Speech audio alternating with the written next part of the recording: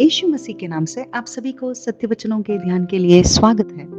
एक स्त्री यीशु मसीह के वचन को सुनते ही भीड़ में खड़े रहकर चिल्लाने लगी कि धन्य है वो गर्भ जिसमें तू रहा और वे स्तन जो तूने चूसे। यह सुनकर यीशु मसीह ने कहा कि धन्य वे हैं जो परमेश्वर के वचन को सुनते हैं और उसे मानते हैं। उस स्त्री ने यीशु मसीह के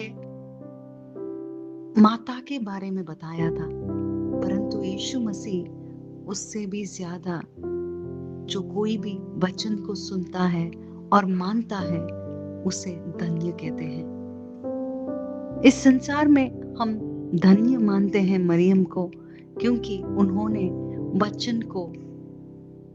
चुना, वचन को उन्होंने माना और इस सुसमाचार को सुनते ही उन्होंने उनके देह को उस वचन के लिए, उनके गर्भ को ही उन्होंने सौंप दिया।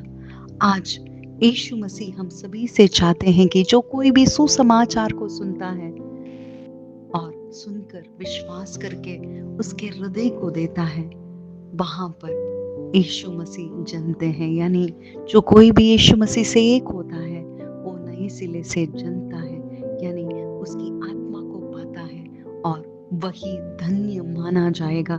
इस संसार में नहीं, संसार के लोगों के बीच में नहीं, परंतु परमेश्वर के दृष्टिकोण से वो धन्य माना जाएगा, क्योंकि उसके देह में उसके वचन यानी पवित्र आत्मा के द्वारा उनके वचन जीवित रह सकते हैं। क्योंकि इस संसार में कोई भी अनंत रीति से जीवन नहीं बिता सकता, परंतु एक ही व्यक्ति मरण को जिलाया गया यीशु मसीह ही वो अनंत जीवन हमें दे सकते हैं। और इसी यीशु मसीह को जो कोई भी वचन के द्वारा पाता है वही अनंत रीति से जी सकता है। और आज हम सभी को यीशु मसीह कहते हैं कि तुम भी धन्य बन सकते हो।